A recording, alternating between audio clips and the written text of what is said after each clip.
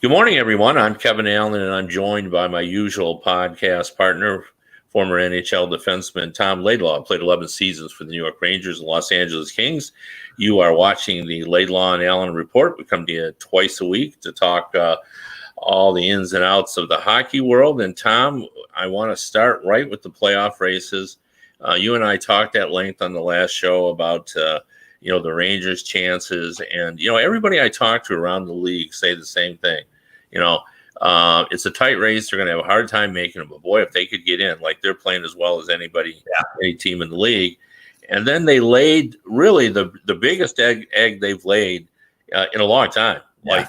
They really needed to beat the Islanders, and it just didn't happen last night. Yeah, and they got beat 6-1, and it was kind of how they got beat too. The big guys really didn't show up. Jacob Trouba, who's really been playing great hockey, I think he got a clean hit by Matt Martin.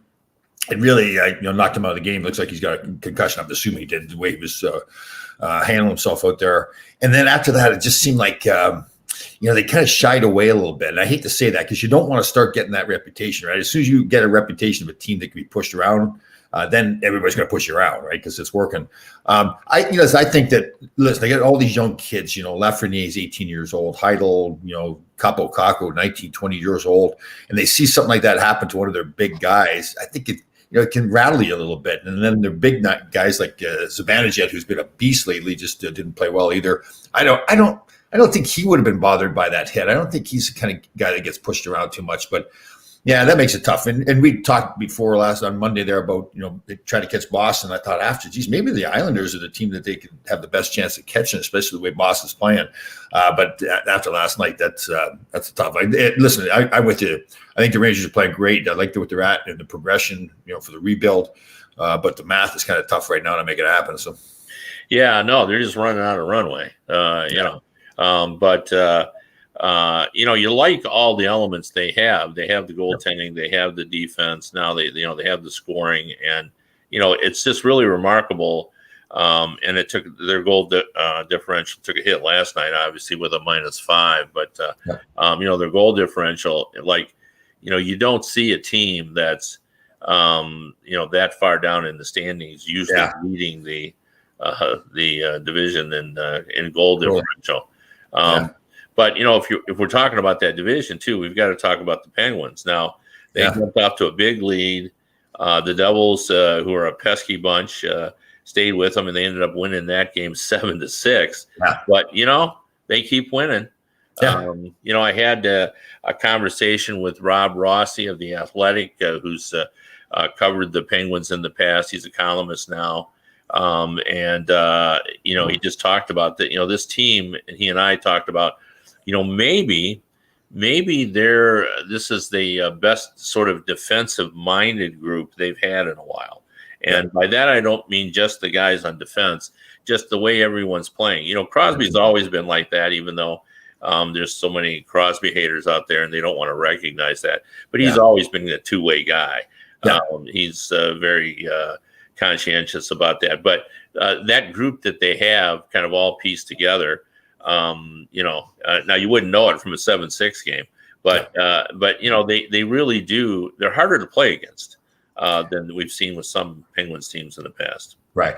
Crosby's, I hate to say it, Ranger fans are going to kill me for saying this, but Crosby's a winner, right? I mean, he finds a way to win. He makes himself a better player all the time. He makes a team a better team. So I'm with you. They're just finding a way to win. I didn't think they make the playoffs. Look the way they're playing. And if you look right now, if they started the playoffs today, you got Washington playing Boston, and you got Pittsburgh playing the Islanders. And I like the Islanders a lot too, but it's just something about Pittsburgh. They just find a way to win. I would not want to be playing them in the playoffs. But same thing with the Islanders though too. That whole division's Boston's playing better. Washington's where they're at. That division's good. That's gonna be a tough battle to get out of there. Yeah, it's interesting. They're all good teams in that division, although they're all flawed in their own way. The Islanders struggled to score some goals. Yeah. I think we've seen some goaltending issues and some inconsistency with the Capitals this year. The injuries have overrun the Bruins at times this season. They've all had issues, but when we were talking about the Penguins, I wanted to pursue this a little bit further.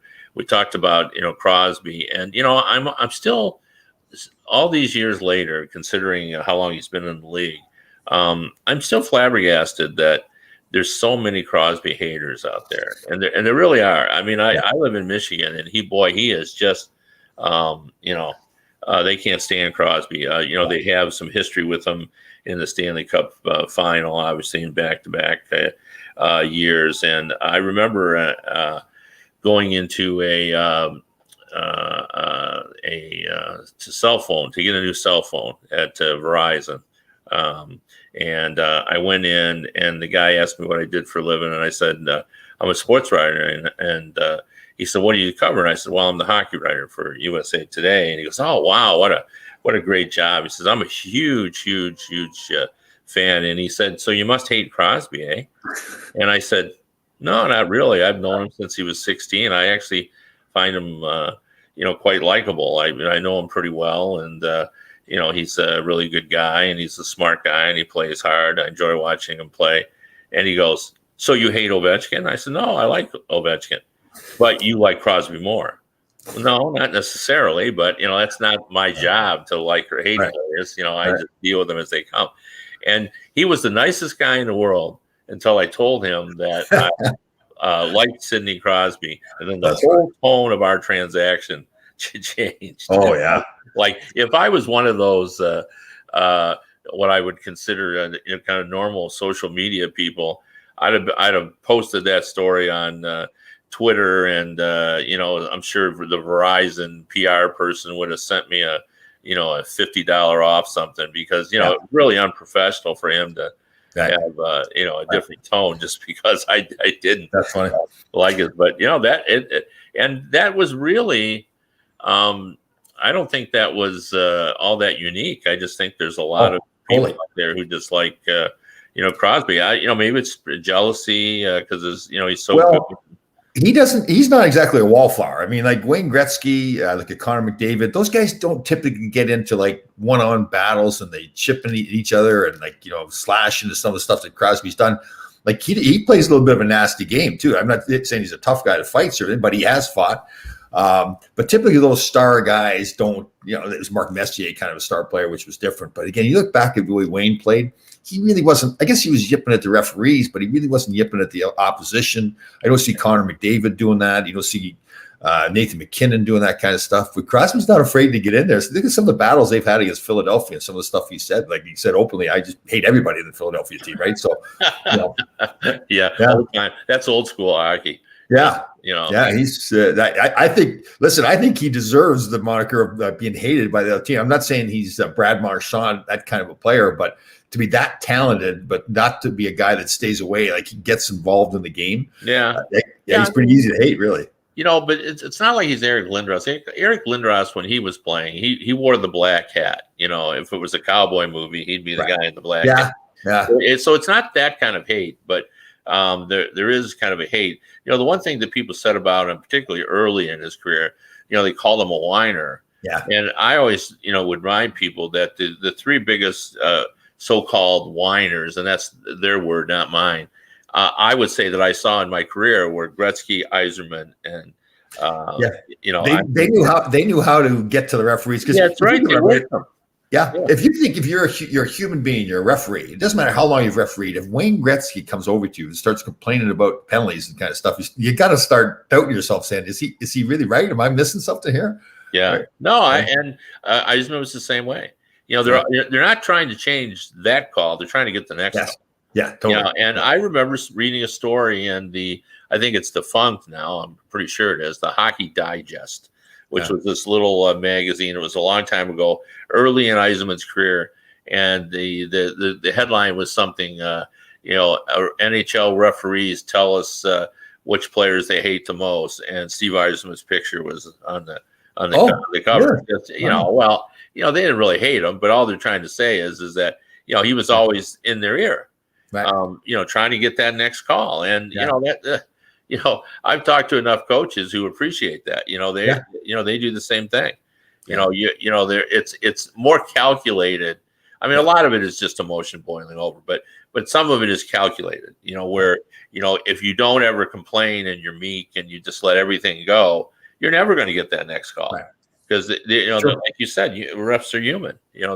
They don't want to feel the the pain of having you screaming at them and all that kind of stuff. So And some of the stuff, and they say it like in kind of that disparaging tone too. It's like you nuts, like especially when it's a Wayne Gretzky. I know I told the story before, but I'll never forget it. It wasn't necessarily a referee, but it was Phil Esposito. His last year was my first year, and we were in Washington. And Alan Hanksleben, I think I've told the story. So here's Phil Esposito, this Hall of Famer. Alan Hanksleben, just like me, he's like a average defenseman or whatever, and he's getting into it with Phil, and Phil says to him, "You know what? When I retire, I'm going to become a general manager. I'm going to trade for you, and I'm going to send you to the minors."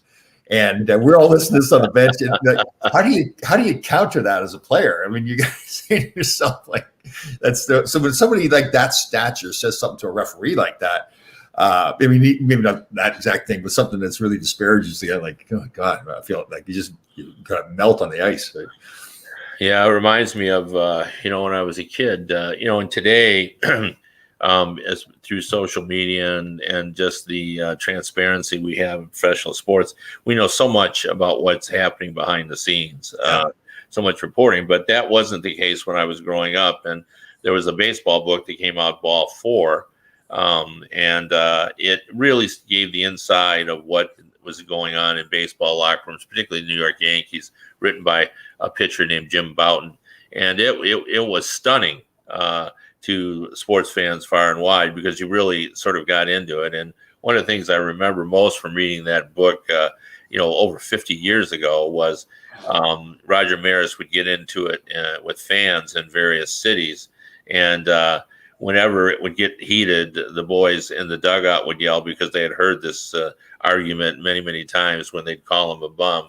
And eventually Maris would get tired of it. He goes, oh yeah, well, how much you make? Because I make $100,000 a year. So the guys in the dugout would yell, "It's time to hit him with your wallet, Roger. Hit him with your wallet." That's right. That's good. Yeah, that's good. Yeah. I always remember that. Anyway. Talk about a good division. Talk about a good division. How about the Carolina division? I mean, Carolina won 4-1 last night against Tampa, and here comes your Dallas Stars too. They're two games back behind Nashville, but only 1 point back. They've got a better winning percentage. So let's assume that Dallas gets in there and gets that fourth spot. Man, that's some good hockey there. Carolina plays Dallas as it sits right now in the first round, and then the two Florida teams going at it. It's good hockey there.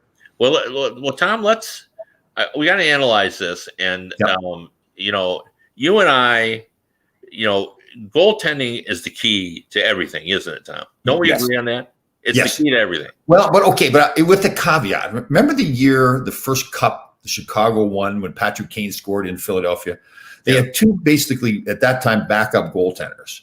Yeah. Right. So I think in today's game, you can't. It's really hard to win unless you've got a really hot goaltender. So I guess those goaltenders were hot there, but they really weren't known as great goaltenders. But but what's happening in that division right now goes against like that. Yeah.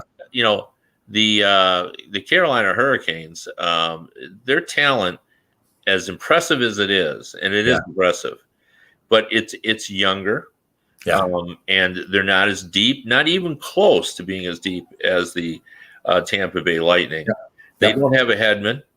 The Tampa Bay Lightning have Vasilevsky, who you and I both agree is the number one goalie in the National Hockey League. Yeah. And, we're always picking on, we being the collective we, the fan base, as picking on the goaltending in Carolina. Yeah. It's not good enough. They should go out. They should have gotten someone else.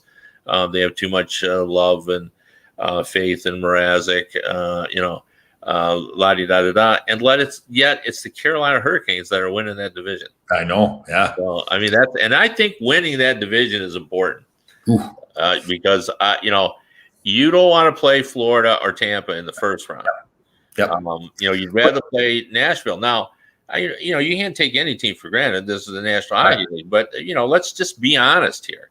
The Nashville Predators are not as dangerous and as scary as either Tampa Bay or Florida. Well, but here's the thing, though. Okay, so here comes the Dallas Stars, though. Yeah, they've got a better winning percentage. So you win that division, as Carolina's doing right now. Now you're playing the defending Stanley Cup finalists from last year, the Dallas Stars. So that's with Sagan coming back. Yes, yeah. So now that's my question here. That's what I wanted to get around to at some point was. Is Dallas? It looks to me like the ship has sailed for Chicago. Yes. They were good early. They gave it a go, but they haven't been good enough in the second half. Patrick Kane, who carried them in the first half, I think has a couple of goals in 12 games. Still playing hard, still getting his points, but he just isn't as playing as great as he did in the first half. Still playing well. Mm-hmm. But Dallas, I watched them last night. I didn't even realize, since I guess I wasn't paying enough. It feels like, in some respects, that Dallas still has a COVID hangover. Like, I'm not paying much attention to them.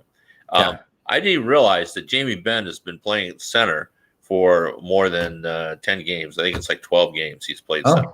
I didn't know that. No, I didn't either. Right. And he looks pretty good there. Right. He wins a lot of faceoffs. Explain the importance of a center versus a winger as a guy that played in the league. Well, a lot of people think it's a huge difference. I don't. Yes, it's more important because you have to be a good two-way player. You relied on your defensive zone to get back and help and pick up people and everything. If you're a winger, you're more just responsible for the two defensemen in your defensive zone. So there's some differences there.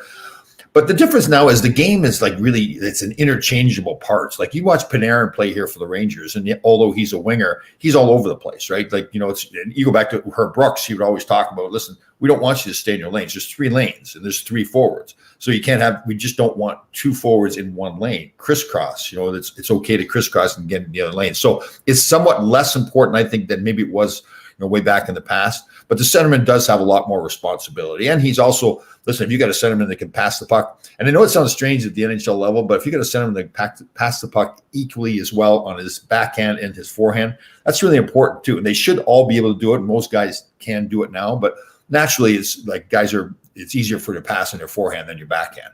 But see, to me, the thing with Ben is, like, I watched some games last year where he just didn't look like he was involved in the game at all. The one thing about the centerman, you're more involved. So I like him at center because he needs to be more involved in the game. So that's good for them to get him going. Yeah. Yeah. I mean, he looked engaged in the game I watched last night. And maybe that's part of the reason why they did it. I think mostly they did it because Sagan was out, and they wanted, that's great. So that's great. So that's one of those situations where the trade deadline's passed. You're making a run for the playoffs, and now you added Tyler Seguin into your lineup because he's been out with an injury. Yeah, it's better than any trade they could have made. Totally. They've still got some guys banged up, but they looked like. I'll tell you, that Robertson kid, it just looks terrific. Just quick around the net, hands.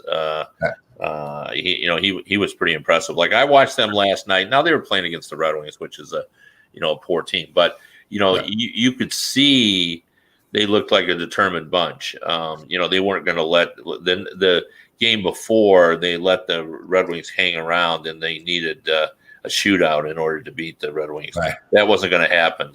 Quickly last night they established, we're so much better than this team, right. And they had it going, but.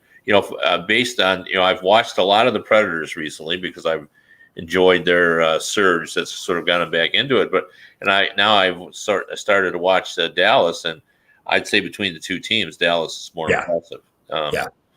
So I would, if I had to predict, I'd predict Dallas is going to win that. Yeah. They got 2 games in hand, but they're still trailing. They got to win those games in hand. Yeah. Absolutely, yes, definitely.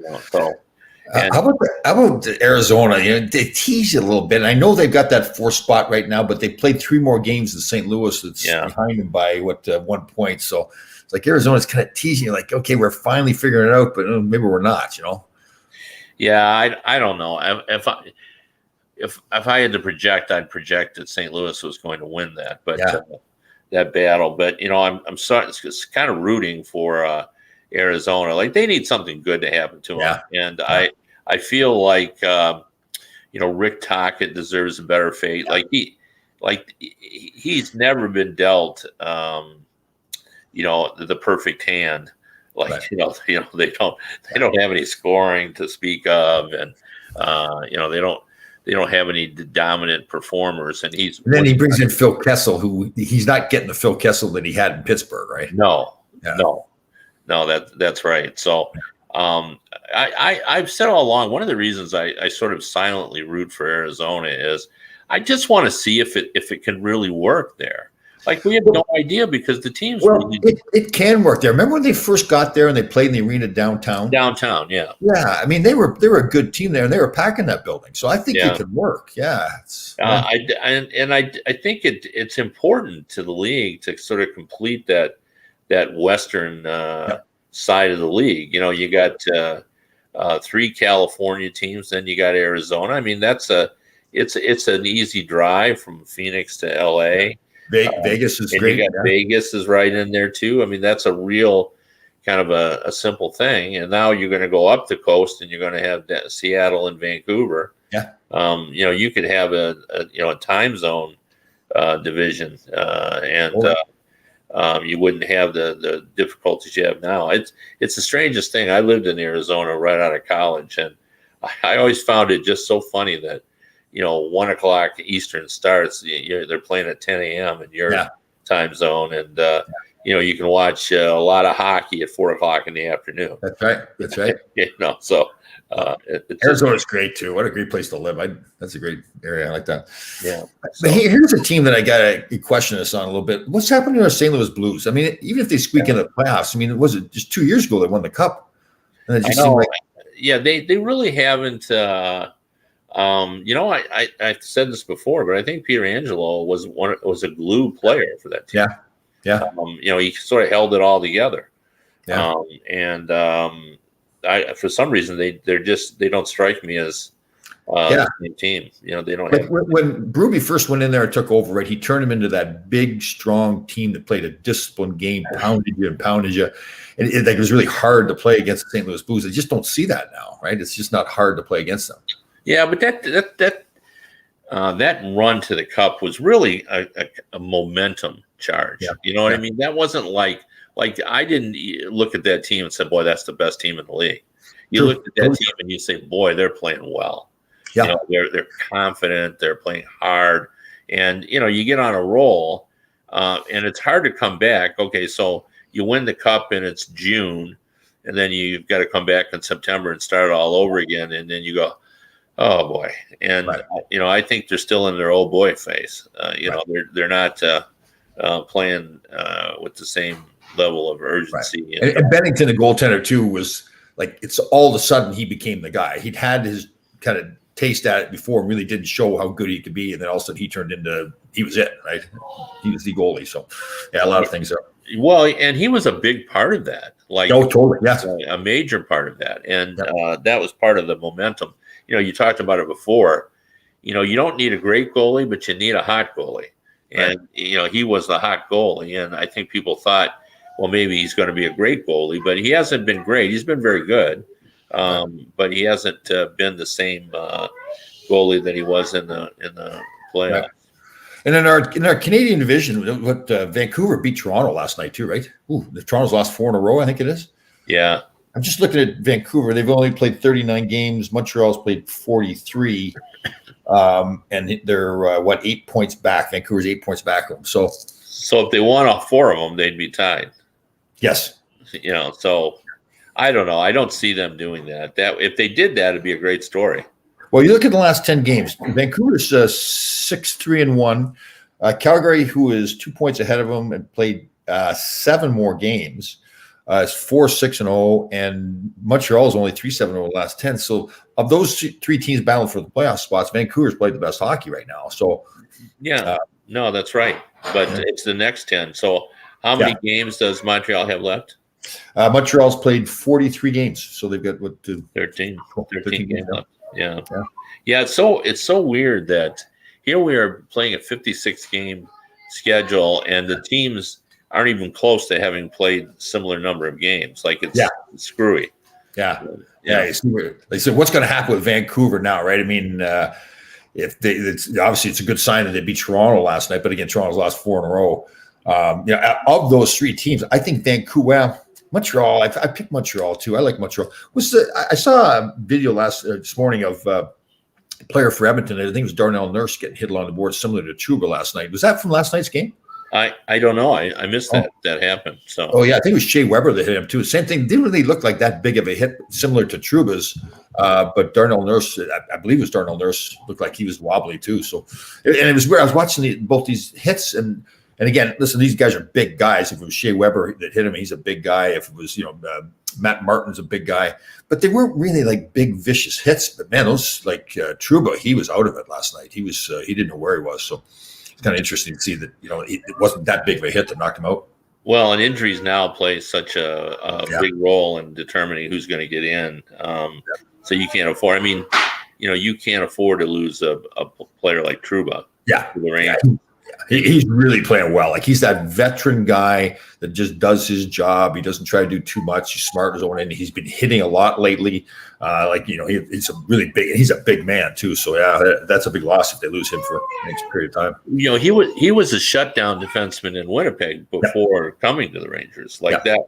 He had sort of evolved into that. Like when he was young, everybody remembered his big shot, and I think they thought he was going to be more of an offensive force. But in Winnipeg, he just sort of developed into the guy you'd want it out against the top players. Yeah. It's not surprising that he's playing that role. Definitely. And again, we touched on this before. Last year, he came in, I thought, tried to do too much. I think he felt like he had to live up to the contract that he signed, and that the team really wasn't doing that well. So he was trying to carry the puck more, and he was getting himself in trouble, and that's just not his game. Yeah. Well, listen to Herb Brooks back in the day said to him, "Laidlaw, if you get the puck, give it to somebody else. You're not supposed to have it." Yeah. Well, I'd like to think they don't mind Trouba having the puck. Yeah, that's true. But one of the issues you have with a younger team always is when you have a veteran player or one of the better players, I think there's always a tendency for them to try to do more because they think, well, the younger players, we can't expect them to do it. So, but you know what? I'm gonna take you to task a little bit on that one there. I think, I think back in my career as I got older, I thought it was important for me to just do my job, like to teach the younger kids on the team that, listen, this is how you play in the NHL. It may seem like you want to do more and get more done, but you can't. You've got to do your job. If you're a defensive player, be the defensive player. Don't try to carry the puck all the time. But, yeah, well, I think we got trouble here, and we're getting invaded. My grandkids have invaded. That's all right, grandkids. I think it's a different. It depends on each individual team what the role is, but with the Rangers, it was. I think Trouba must have felt like he had to do more. So it sounds like Ron Greshner whining in the background there. What's the matter with the young one? Well, everybody came in from outside. Came in from outside, and it's cold. We had snow yesterday in Michigan. Oh, is that right? Yeah. So what are they upset about though? Let's get to the bottom of what's going on there. Yeah, I'm not really sure what's going on. They're crying though, like they want to.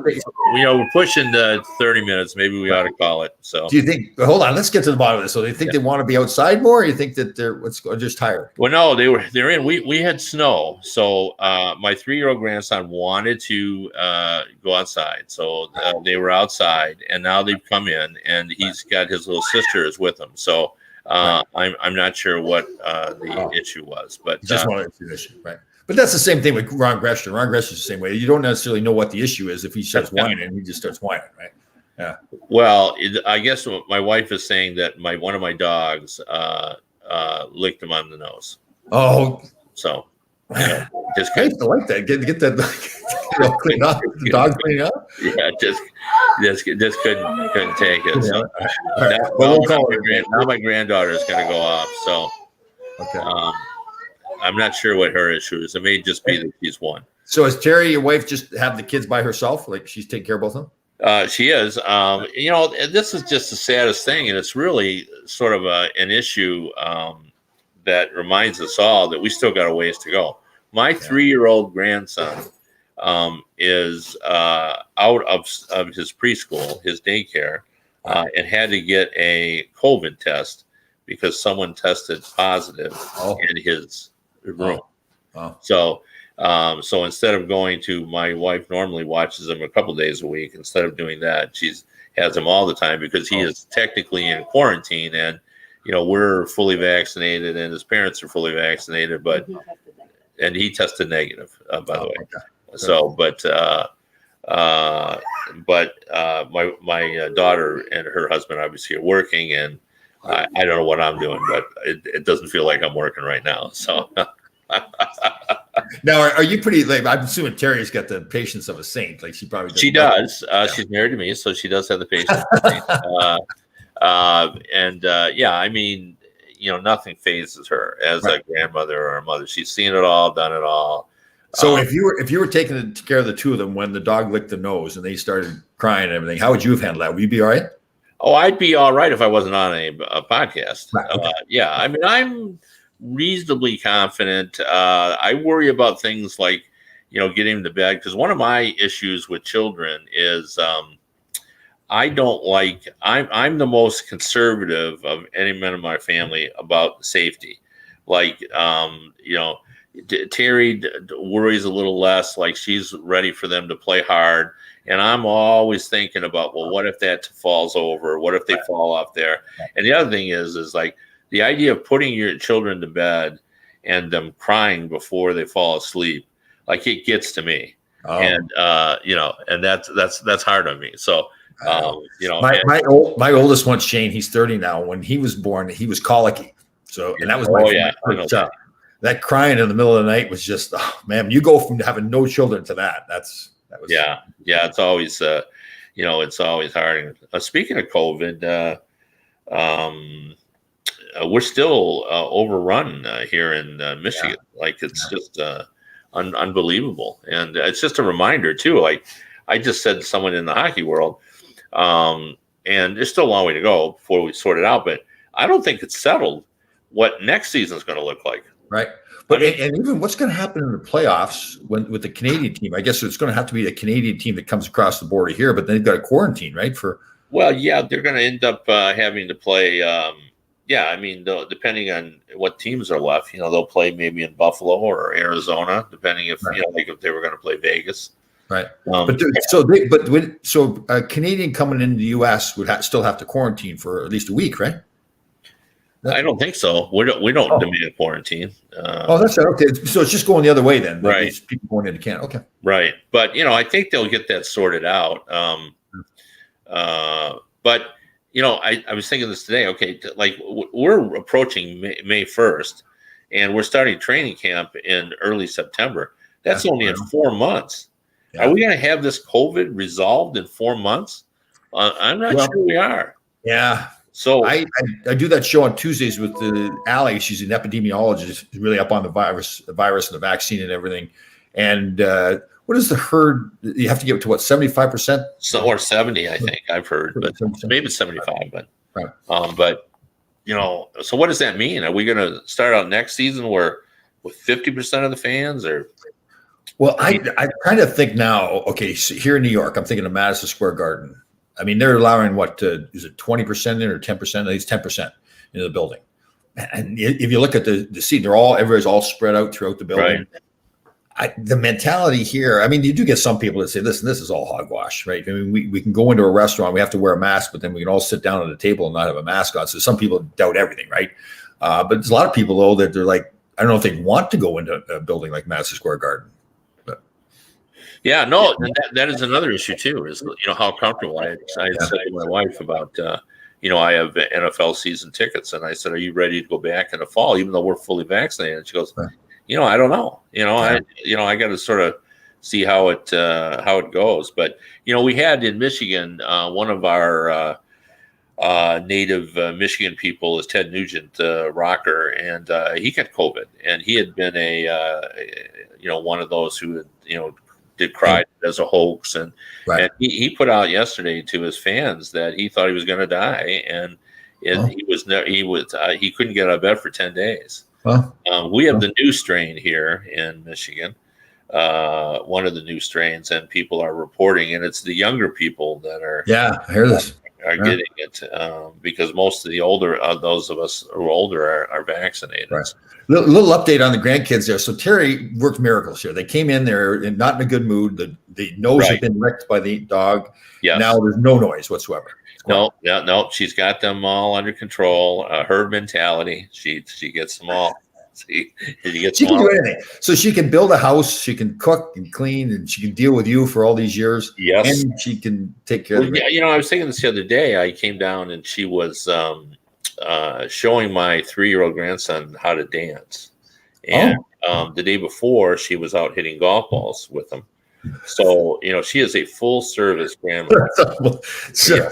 so your kids have got to make the grandmother who's also the babysitter, can teach them how to golf. Yeah. Think of all the money they're going to save. Don't golf lessons. They don't have to pay for golf lessons or anything. Well, my wife takes golf lessons, so she's got all those teaching tricks that she's been taught, and soccer as well. And my wife was a tremendous hitter in softball. Oh, she could turn on it. Wow. Yeah. So, and she was a good outfielder. We got to do a buck. We got to get her on the show and tell like her life story, like all the things she can do. Yeah. Well, my wife and I are so old that when she was going to school, they didn't really have sports teams. Like she was a good softball player, but in the amateur ranks out just playing in the recreation level. Right. Because we didn't have a softball team for that. But she's a very good athlete, and she does everything pretty well. She hits the ball like she drives in golf. When she connects, she hits it hard. I mean, it gets down the fairway when she connects on it. She really is a fascinating person, right? Because you think most people, like they're good athletes like that, may have a little bit more of an ego to them or whatever. But she's calm and. Well, it's funny you should say that. Today we were talking about. I was peeling a potato, and I like to slice them for potatoes in the morning, breakfast potatoes. I like to slice them really thin. Right. And I was commenting on the fact that when you get to the end of the potato, now you're left with this little nub of potato, and you can't really slice it thin. Sure. Yeah. And she basically got up, went and showed me that you turn the potato around, which is like the simplest thing in the world. But it never occurred to me to do that. I would always just chop up that end piece. And my daughter, who was here dropping off her kids, they were talking about that. My son-in-law, when we went to visit them, and it's the first time he had spent a lot of time. And she always has a lot of helpful, like she understands, like they bought a new house. Right. So they were talking about how their egress didn't work. They have to go from in the back door. They have to go through the utility room, and there's not enough room for the dryer and everything. And within like 10 minutes, my wife is talking about how you can close that off. And that way you can actually move their bathroom, make it bigger and move it out.